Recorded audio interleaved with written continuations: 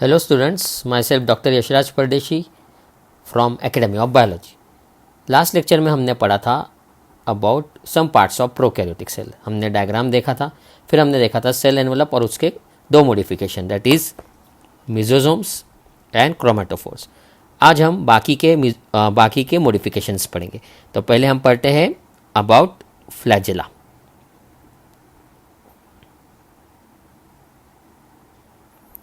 So flagella are filamentous extension arising from cell wall. So they arise from cell wall and they are long filament like structure. They are filamentous extension. They have three parts. Each flagella is composed of three parts: basal body, hook and filament. ये diagram जैसा मैंने यहाँ draw किया है, आप देख सकते हो. बेसल बॉडी, फिर हुक और फिर a long extension called filament. Flagella बना होता है प्रोटीन से, जिसे कहते हैं फ्लैजेलिन प्रोटीन. तो ये क्वेश्चन नीट में आ सकता है, तो ये एमसीक्यू पॉइंट ऑफ व्यू से इंपॉर्टेंट है. Which protein forms flagella of prokaryotic cell? Flagellin. जब हम यूकैरियोटिक सेल पढ़ेंगे तो उसका फ्लैजेला बना होता है ट्यूबुलिन से. ठीक है, तो eukaryotic flagella is made up of tubulin, लेकिन prokaryotic flagella is made up of flagellin protein. फिर फ्लैजेला का काम है टू हेल्प इन मूवमेंट या locomotion of that bacterial cell, and the movement is rotation type of movement. तो आपको पता होना चाहिए फ्लैजेला का काम है मूवमेंट या लोकोमोशन. ओके, अब हम देखते हैं नेक्स्ट बैक्टीरियल अपेंडेज या next modification of cell envelope, that is pili या पाइलस एंड फिमरे.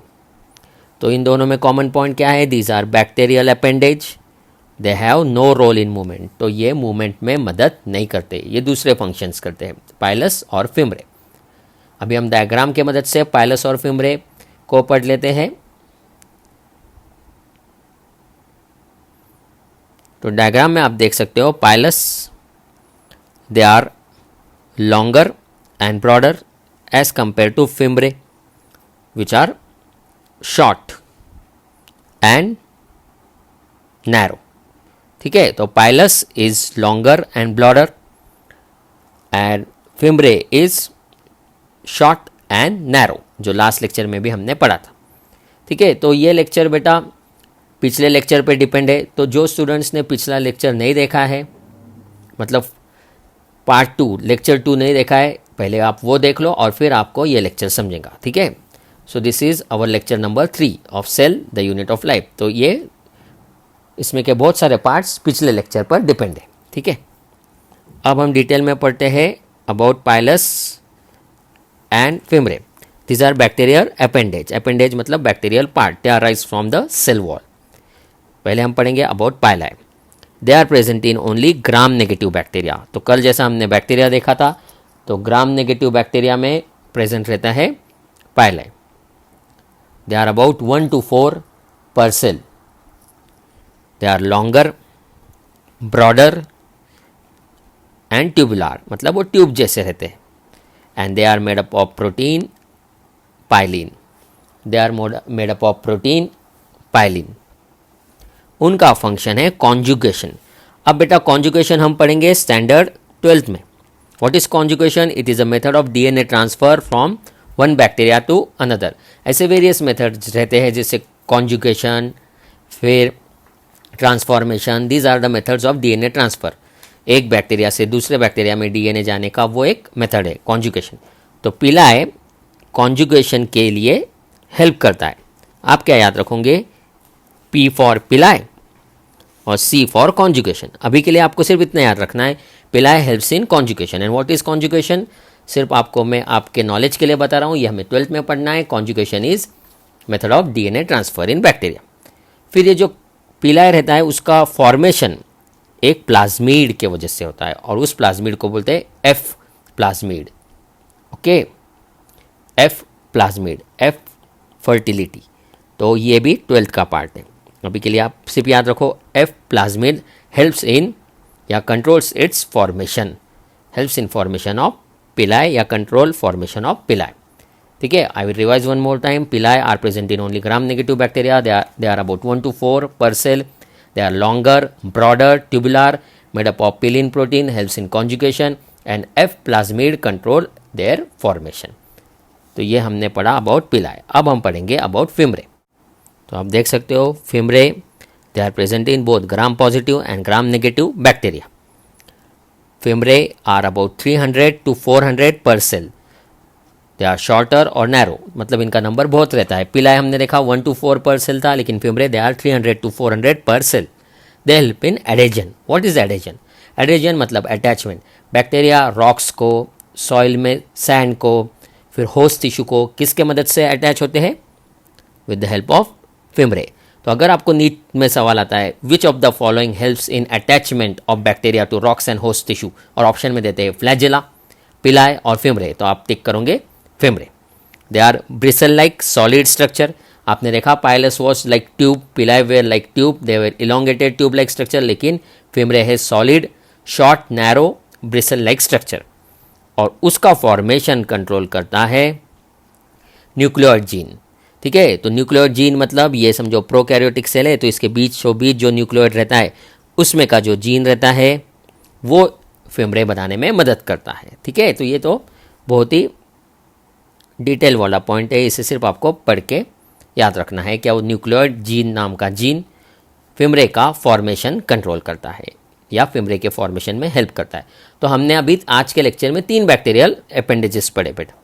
हमने पढ़ा फ्लैजेला, फिर पढ़ा पाइलस या पिलाई, और फिर पढ़े फिमरे. तो तीनों के आपको एक एक वर्ड में फंक्शन पता होना चाहिए. फ्लैजेला हेल्प्स इन मूवमेंट या लोकोमोशन, पिलाई helps in conjugation, and फिमरे helps in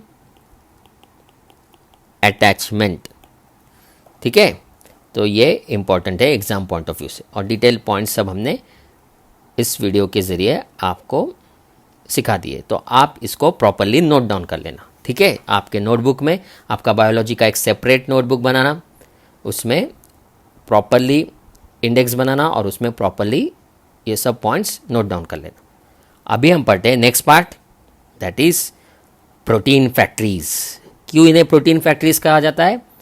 ribosomes को प्रोटीन फैक्ट्रीज इसलिए कहते हैं क्योंकि वहाँ पर प्रोटीन तैयार होता है.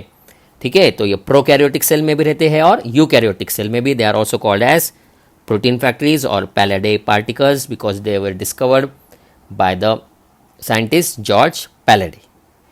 उनका साइज है 15 to 20 nanometre. 1 nanometre is 10⁻⁹ metre. So they are very very small organelles. They are non membranous, तो उनको खुद की कोई मेम्ब्रेन या कवरिंग नहीं है. They are scattered in the cytoplasm.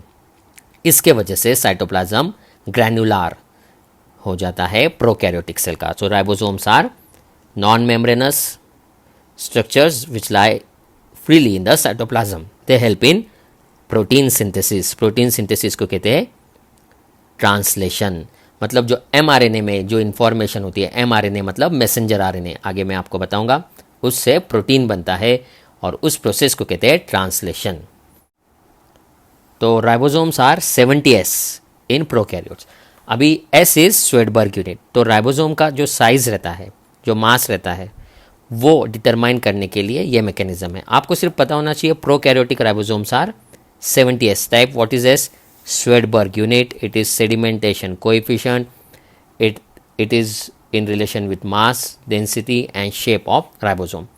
ठीक है, तो बायोलॉजी में स्वेडबर्ग यूनिट से एखादे ऑर्गेनेल का मास, डेंसिटी और शेप डिटरमाइन करते हैं. जैसे राइबोसोम, प्रोकैरियोटिक राइबोसोम का साइज है 70S टाइप, ऐसा आप कहोगे. It is 70S type. What is S?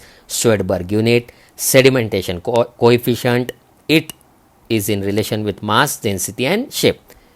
70S के 2 सब यूनिट्स हैं, लार्ज सब यूनिट और स्मॉल सब यूनिट. तो जैसा मैंने यहाँ लिखा है, large subunit is 50S type और small subunit is 30S type. तो 50 + 30 इज 80. तो बेटा इसका एडिशन नहीं करना है हमें, यह अलग फॉर्मूला से कैलकुलेट होता है. आपको सिर्फ पता होना चाहिए prokaryotic ribosome is 70S type और उसके 2 सब यूनिट्स है, लार्ज सब यूनिट 50S और स्मॉल सब यूनिट 30S. ठीक है, इनका एडिशन नहीं करना है. तो इसे अच्छे से आप रिवाइज करना एनसीईआरटी के पेज नंबर 129 से। अभी मैं नेक्स्ट कंसेप्ट बताता हूँ आपको, पॉलीजोम। तो जैसा हमने कल डायग्राम में देखा था, पॉलीजोम सिंगल एमआरएनए पर मेनी राइबोसोम जो रहते हैं उसे कहते हैं पॉलीसोम्स। तो समझो ये है एमआरएनए और उस पर ये जो गोल गोल छोटे में स्ट्रक्चर निकाल रहा हूँ, they are ribosomes. So this is polysome. ठीक है, तो इससे क्या होता है, एम्प्लीफिकेशन में मदद होता है, मतलब प्रोटीन की बहुत सारी सेम कॉपीज तैयार होती है, जो हमें 12th में पढ़ना है। तो जिसको ये राइबोसोम, फिर उसके सब यूनिट्स, पॉलीजोम, ये कंसेप्ट पता होते हैं, उसको जेनेटिक्स, जब हम 12th में जेनेटिक्स पढ़ते हैं वो बहुत आसानी होती है। ठीक है, तो cell is the most basic and very very important topic. Okay, अभी हम नेक्स्ट पॉइंट पे जाते हैं, दैट इज़ सेंट्रल थीम या सेंट्रल डॉगमा ऑफ लाइफ। जैसा आपने स्कूल में पढ़ा होगा, डीएनए से बनता है आरएनए, आरएनए से बनता है प्रोटीन। तो डीएनए के पास है जेनेटिक इन्फॉर्मेशन और डीएनए से आरएनए बन रहा है, वो जेनेटिक इन्फॉर्मेशन कॉपी हो रही है, उसे कहते हैं ट्रांसक्रिप्शन। ट्रांसक्रिप्शन और आरएनए से वो जेनेटिक इन्फॉर्मेशन ट्रांसलेट हो रही है और बन रहा है प्रोटीन, उसे कहेंगे ट्रांसलेशन। ठीक है, तो डीएनए से आरएनए ट्रांसक्रिप्शन, आरएनए से प्रोटीन ट्रांसलेशन। ये भी क्वेश्चन बहुत बार पूछते हैं और आपके बोर्ड एग्जाम में ये क्वेश्चन आता है अबाउट 1 मार्क। ठीक है, तो जो आरएनए से प्रोटीन बनता है उसे कहते हैं ट्रांसलेशन, और ट्रांसलेशन में राइबोसोम्स इंपॉर्टेंट रोल प्ले करते हैं, जो हमें पढ़ना है जेनेटिक्स स्टैंडर्ड 12th में। So this is central theme या central dogma of life, DNA से आरएनए, आरएनए से प्रोटीन। तो ये एक बेसिक कंसेप्ट मैंने यहाँ पर आपको शेयर किया ताकि आपको 12th में इसमें आसानी हो। अभी हम नेक्स्ट कंसेप्ट पढ़ते हैं, दैट इज इंक्लूजन बॉडीज। तो साइटोप्लाज्म में इंक्लूजन बॉडीज नाम के structure, they are scattered. Inclusion bodies में आप याद रखना, they store reserve material. Okay, they store reserve material. फिर they are scattered in cytoplasm, वो स्टोर करते हैं organic substance as well as inorganic substance and they are scattered in cytoplasm. ये भी राइबोसोम के जैसे नॉन मेम्ब्रेनस रहते हैं, इनको खुद का मेम्ब्रेन नहीं होता है। Okay, they lie freely in the cytoplasm and they are non membranous. फिर ये ग्रैन्यूल्स आपको याद रखने हैं, जो मैं टिक करता हूँ, फॉस्फेट ग्रैन्यूल्स, साइनोफाइसियन ग्रैन्यूल्स और glycogen granules. Phosphate granules, Cyanophycean granules and glycogen granules are examples of inclusion bodies. Phosphate granules को आप मेंशन कर सकते हो वोलुटिन ग्रैन्यूल्स, VOLUTIN। तो फॉस्फेट ग्रैन्यूल्स को आप मेंशन कर सकते हो वोल्यूटिन ग्रैन्यूल्स। ठीक है, साइनोफाइसियन ग्रैन्यूल्स में होता है starch. Starch is a storage form of glucose. Starch is a storage form of glucose. वैसे ही ग्लाइकोजन भी स्टोरेज फॉर्म ऑफ ग्लूकोज। ये ग्रैन्यूल्स को मेटाक्रोमेटिक भी कहते हैं। Why? Because they give various colours, वो अलग अलग कलर के दिखते हैं। ठीक है, स्टेनिंग करने के बाद वो अलग अलग कलर्स एग्जिबिट करते हैं, they appear of different colours, so they are called as metachromatic granules. Mainly metachromatic granules वाला जो कंसेप्ट है वो आपको अप्लाई करना है फॉस्फेट ग्रैन्यूल्स के लिए। ठीक है, तो फॉस्फेट ग्रैन्यूल्स आर मेटाक्रोमेटिक। और एक बाहर का और एक पॉइंट बताता हूँ आपको, सल्फर ग्रैन्यूल्स भी मेटाक्रोमेटिक होते हैं, दे आर ऑल्सो इनऑर्गेनिक। तो इसमें सल्फर और फॉस्फेट दीज आर इनऑर्गेनिक, और साइनोफाइसियन और glycogen these are organic. I will repeat, phosphate and sulfur, they are inorganic granules, inorganic inclusion bodies, and cyanophycean and glycogen granules are organic. फिर कुछ bacteria में होते हैं gas vacuoles, जैसे blue green अलगी cyanobacteria में होते हैं वो, फिर पर्पल सल्फर बैक्टीरिया और ग्रीन सल्फर बैक्टीरिया। तो ये फोटोसिंथेटिक बैक्टीरिया में गैस वैक्यूल होते हैं। गैस वैक्यूल हैज़ नॉट मतलब उसे कोई उसकी कवरिंग नहीं होती है, अलग अलग शेप के वो होते हैं। ठीक है, so this is about gas vacuole. Gas vacuole protect करते हैं बैक्टीरिया को from harmful radiation. Harmful radiation से प्रोटेक्ट करते हैं बैक्टीरिया को गैस वैक्यूल्स। अभी मैं बायोलॉजिकल क्लासिफिकेशन में आपको जो पॉइंट काम आएगा वो लिखा देता हूँ, it will be very helpful. Purple sulphur bacteria को आप लिख सकते हो क्रोमैटियम, क्रोमैटियम, ठीक है। और ग्रीन सल्फर बैक्टीरिया को आप लिख सकते हो क्लोरोबियम। तो पर्पल सल्फर क्रोमैटियम और ग्रीन सल्फर क्लोरोबियम। तो प्लीज़ ये नोट डाउन कर लेना। ये पेज या ये कंसेप्ट पढ़ते वक्त आपको एनसीईआरटी का पेज नंबर 129 रेफ़र करना है और नोट्स में से भी आपको ये रिवाइज करना है। मैं वो इस लेक्चर के लास्ट में आपको गाइड करूँगा। तो ये था अबाउट इंक्लूजन बॉडीज़। तो आज के लेक्चर में अभी तक हमने पढ़ा है अबाउट फ्लैजेला, पाइलस, फिम्ब्रे, ठीक है। फिर हमने पढ़ा अबाउट राइबोसोम्स और फिर अभी हमने पढ़ा अबाउट इंक्लूजन बॉडीज़। अभी हम पढ़ेंगे about the genetic material of prokaryotic cell. वो दो पार्ट्स में अरेंज रहता है, एक तो न्यूक्लियोइड और एक प्लाज्मिड। तो पहले हम पढ़ते हैं अबाउट न्यूक्लियोइड, ठीक है। तो आप देख सकते हो न्यूक्लियोइड में it's a single circular DNA which is double stranded. समझो ये एक स्ट्रैंड है और ये दूसरा, लेकिन ये सर्कल के फॉर्म में रहेंगे तो हम कहेंगे circular, single circular DNA which is double stranded. तो दो स्ट्रैंड्स रहते हैं। हिस्टोन नाम का प्रोटीन एब्सेंट होता है न्यूक्लियोइड में। हिस्टोन के बारे में मैं आपको डिक्टेट करता हूँ, आप लिख दो। Histone is basic protein present in eukaryotic cell. I will repeat, histone is basic protein present in eukaryotic cell. तो प्रोकैरियोटिक सेल में हिस्टोन नहीं होता। हिस्टोन क्या करता है, डीएनए के पैकेजिंग में मदद करता है, लेकिन प्रोकैरियोटिक सेल में मतलब उसके न्यूक्लियोइड में हिस्टोन नहीं होता। उनके जगह पर होते हैं नॉन हिस्टोन पॉलीअमाइंस नाम के protein. It helps in packaging of DNA in prokaryotes, ठीक है। It helps in packaging of DNA in prokaryotes. तो ये आपको पता होना चाहिए। फिर जो बैक्टीरिया होता है उसमें जो न्यूक्लियोइड होता है उसके बहुत सारे नाम हैं, जैसे जीनोफोर, प्रोक्रोमोसोम एक्सेट्रा, जो हम नोट्स के मदद से लेक्चर के लास्ट में पढ़ने वाले। आपको पता होना चाहिए ये सिंगल क्रोमोसोम है, बैक्टीरिया में एक ही क्रोमोसोम होता है in the form of nucleoid. फिर डीएनए का लॉन्ग फॉर्म यहाँ लिखा है मैंने, डीऑक्सी राइबोज न्यूक्लिक एसिड। और ये बेसिक पार्ट आपको पता होना चाहिए, डीएनए में होती है शुगर जिसका नाम है deoxy ribose, C5H10O4, deoxy ribose sugar. So this was about nucleoid.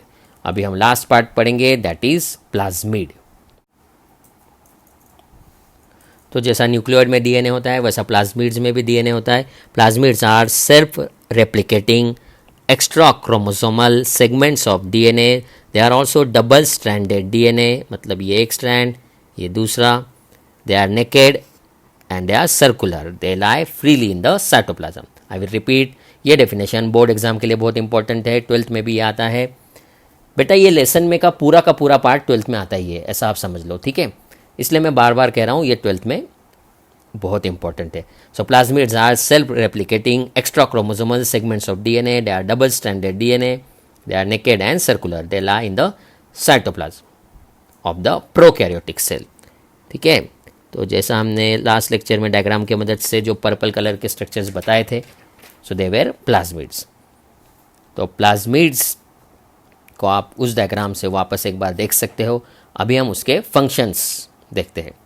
तो वो क्या करता है, it provide certain phenotypic characters to bacteria. तो plasmid provide certain phenotypic characters to bacteria. तो पहले मैं बताता हूँ व्हाट इज फिनोटाइप।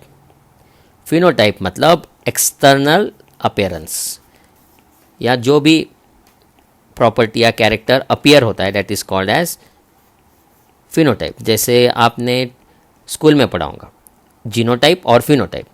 तो कैपिटल टी है पी प्लांट, तो वो होता है टॉल। तो कैपिटल टी ये उसका जीनोटाइप हो गया, ठीक है, आप नोट डाउन कर सकते हो, ये उसका जीनोटाइप हो गया। और टॉल ये फिनोटाइप। वैसे ही बैक्टीरिया में भी प्लांट्स के जैसे एनिमल्स के जैसे जीन्स होंगे। प्लाज्मिड्स मतलब डीएनए, और डीएनए का सेगमेंट मतलब जीन। तो जो जीन्स रहते हैं उसके वजह से बैक्टीरिया को अलग अलग कैरेक्टर्स, अलग अलग प्रॉपर्टीज़ मिलती है। तो वो प्रॉपर्टीज़ जो एग्जिबिट होती है या शो होती है उसे हम बोलते हैं फिनोटाइपिक कैरेक्टर्स, और वो जीन को बोलते हैं जीनोटाइप। ठीक है, तो कुछ फिनोटाइपिक कैरेक्टर्स हम अभी पढ़ेंगे। जैसे बैक्टीरिया को स्पेसिफिक प्लाज्मिड के वजह से मिल सकता है एंटीबायोटिक रेजिस्टेंस, मतलब एक एंटीबायोटिक हम कंसिडर करते हैं पेनिसिलिन, और दो बैक्टीरिया की कॉलोनी, कॉलोनी ए, कॉलोनी बी। अभी बेटा मैंने यहाँ लिखा है कॉलोनी ए इज़ रेजिस्टेंट और कॉलोनी बी इज़ सेंसिटिव। तो व्हाट इज़ रेजिस्टेंस, मतलब पेनिसिलिन नाम का एंटीबायोटिक कॉलोनी ए को मार नहीं सकता। ठीक है, अगर पेनिसिलिन नाम का एंटीबायोटिक कॉलोनी ए को मार नहीं सकता, वो बैक्टीरिया को हम कहेंगे क्या, कॉलोनी ए के बैक्टीरिया पेनिसिलिन रेजिस्टेंट बैक्टीरिया है, because penicillin is not killing those bacteria. So the bacteria belonging to colony A will be called as penicillin resistant bacteria, and this phenomena is called as antibiotic resistance। और ये concept या ये property bacteria को मिलती है are plasmid नाम के plasmid के मदद से। तो जो बैक्टीरिया में रेजिस्टेंट प्लाज्मिड तैयार होते हैं स्पेसिफिक एंटीबायोटिक्स के अगेंस्ट, तो उन बैक्टीरिया को स्पेसिफिक एंटीबायोटिक के अगेंस्ट रेजिस्टेंट डेवलप होता है। अब कॉलोनी बी को मैंने लिखा है सेंसिटिव, मतलब पेनिसिलिन कॉलोनी बी को मार देगा। The antibiotic penicillin will kill the bacteria belonging to colony B, क्योंकि उनमें रेजिस्टेंट प्लाज्मिड नहीं है। तो हम कहेंगे bacteria belonging to colony B are penicillin sensitive bacteria. ठीक है, तो human health and diseases, biotechnology applications, biotechnology processes, ये 3 टॉपिक 12th के टोटली इस कंसेप्ट को अप्लाई करते हैं। ठीक है, ह्यूमन हेल्थ एंड डिसीज में जब हम पढ़ते हैं एंटीबायोटिक रेजिस्टेंस तो ये कंसेप्ट अप्लाई होता है। ठीक है, I will repeat, colony A is penicillin sensitive या penicillin resistant, it is penicillin resistant. Colony A is penicillin resistant, क्यों? क्योंकि पेनिसिलिन उसे मार नहीं पा रहा। ठीक है, तो मैं आपको क्वेश्चन पूछूंगा, आपको मन में आंसर करना है।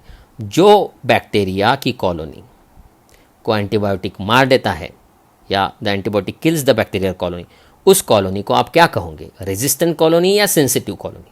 I will give you 2 seconds. तो उसे आप कहोगे सेंसिटिव कॉलोनी, और जो बैक्टीरिया को एंटीबायोटिक मार नहीं पाता उसे आप कहोगे रेजिस्टेंट कॉलोनी। ठीक है, so this was about the concept of antibiotic resistance, जो डिटेल में पूरा हम पढ़ते हैं 12th स्टैंडर्ड में बायोटेक्नोलॉजी एप्लीकेशंस और प्रिंसिपल्स वाले टॉपिक में। वैसे ही दूसरा और एक प्रॉपर्टी बैक्टीरिया को मिलता है प्लाज्मिड के वजह से, फर्टिलिटी। तो it is due to F plasmid. तो ऐसे 2 टाइप के प्लाज्मिड हमने देखे। फिर मिलता है बैक्टीरिया को टॉक्सिसिटी या poisonous nature due to COL plasmid, जो नोट्स के ज़रिए हम आपको रिवाइज कराने वाले हैं इस लेक्चर के लास्ट वाले पार्ट में। ठीक है, तो ये आपको पता होना चाहिए रिगार्डिंग प्लाज्मिड। आज के लेक्चर का अभी हम नेक्स्ट पॉइंट देखते हैं, बैक्टीरियल ट्रांसफॉर्मेशन। बैक्टीरिया 1 से बैक्टीरिया 2 में अगर DNA जाता है तो हम कहते हैं bacteria 2 is transform because DNA has entered. तो प्लाज्मिड का बैक्टीरियल ट्रांसफॉर्मेशन नाम के प्रोसेस में भी इम्पॉर्टेंट रोल है। It helps in transferring DNA from one bacteria to another bacteria. Genetic engineering में हम प्लाज्मिड को वेक्टर्स बोलकर भी यूज़ करते हैं। साइंटिस्ट लोग प्लाज्मिड को वेक्टर्स बोलकर भी यूज़ करते हैं to transfer DNA from one cell to another. So plasmids are also use as vectors. तो प्लाज्मिड का पार्ट कम से कम आज आपने 2 बार पढ़ना चाहिए। ठीक है, क्योंकि ये बहुत ही बेसिक और बहुत इम्पॉर्टेंट पार्ट है जो आपको बहुत हेल्प करता है 12th स्टैंडर्ड के बहुत सारे टॉपिक में।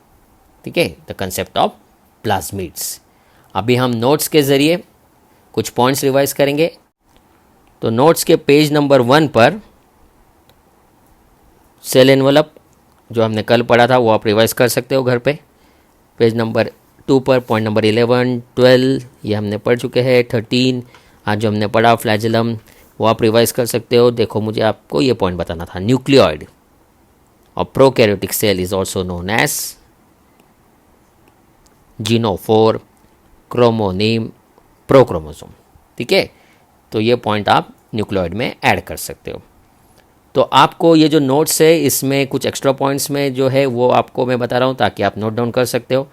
ये सभी पॉइंट्स हमने अभी आज लेक्चर के ज़रिए और लास्ट लेक्चर के ज़रिए पढ़ चुके हैं।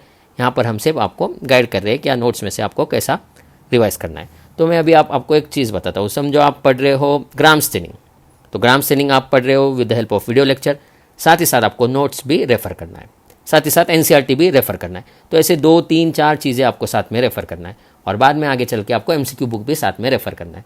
तो ये है सही तरीका बायोलॉजी पढ़ने का। ऐसा तरीका अगर आप फॉलो करोगे तो you will easily score more than 300 marks out of 360 in your NEET exam. ठीक है, इंक्लूजन बॉडीज़ पे अभी मैं डिस्कस करता हूँ। नॉन लिविंग होते हैं, जैसे हमने पढ़ा gas vacuoles, inorganic inclusion, food reserve. फिर राइबोसोम्स हमने आज देखे थे 70s होते हैं प्रोकैरियोट्स में, और जब हम यूकैरियोट्स पढ़ेंगे तो जब हम पढ़ेंगे दे आर 80s। तो 70s का स्प्लिट कैसा होता है मैं लिखता हूँ, लार्ज सब यूनिट 50s और स्मॉल 30s। ठीक है, फिर राइबोसोम क्लोरोप्लास्ट पे, माइटोकॉन्ड्रिया पे भी होते हैं, वो हम नेक्स्ट लेक्चर्स में पढ़ेंगे। अभी आपको शिफ्ट होना है नोट्स के लास्ट पार्ट पर। उसमें आपको एक प्लाज्मिड्स के टाइप मिलेंगे। देखो, F plasmid fertility factor, R plasmid resistant to 1 और more antibiotics, and col plasmid toxin related to bacteria. So these are the 3 important plasmids, आपको ये पता होना चाहिए। ठीक है, फिर कभी तो न्यूक्लियोइड और प्लाज्मिड जुड़ जाते हैं, तो nucleoid plus plasmid is equal to episome. Nucleoid plus plasmid is equal to episome. तो ये क्वेश्चन इंपॉर्टेंट है, ये पॉइंट इंपॉर्टेंट है। ठीक है, तो आपने देखा होगा सेल में बहुत सारे पॉइंट्स एनसीईआरटी के बाहर के हैं। तो अपने जो टोटल 38 टॉपिक्स है बेटा, उसमें से कुछ ऐसे टॉपिक्स है जिसमें बाहर का सवाल आने की ज़्यादा प्रोबेबिलिटी रहती है। ठीक है, तो cell the unit of life वैसा ही टॉपिक है जिसमें एनसीईआरटी के तो सवाल आते ही है, साथ ही साथ out of NCERT questions are also asked. तो episome, what is episome? It is nucleoid plus plasmid. अगर दोनों को जोड़कर कुछ स्ट्रक्चर बनता है तो उसे कहते हैं episome. So this was about prokaryotic cell. ठीक है, तो हमने प्रोकैरियोटिक सेल वाला पार्ट कंप्लीट कर लिया। नेक्स्ट लेक्चर में हम इसे और रिवाइज करेंगे थोड़ा, और फिर हम नेक्स्ट लेक्चर में स्टार्ट कर देंगे यूकैरियोटिक सेल। प्रोकैरियोटिक सेल में आप एक बात याद रखना, माइकोप्लाज्मा ऐसा प्रोकैरियोटिक सेल है जिसमें सेल वॉल नहीं रहती। बाकी बैक्टीरियाज में सेल वॉल रहती है, जैसा हमने देखा था glycocalyx followed by cell wall followed by plasma membrane. तो ये एक पॉइंट आप याद रखना। साथ ही साथ अभी आपको एनसीईआरटी के पेज नंबर 125, 126, 127, 128 और 129 ये 5 पेज रिवाइज करने हैं। नेक्स्ट लेक्चर में हम स्टार्ट करेंगे अबाउट यूकैरियोटिक सेल। ठीक है, for registration you can contact on our numbers. जो नंबर्स अभी आपको स्क्रीन पर दिख रहे हैं। Thank you.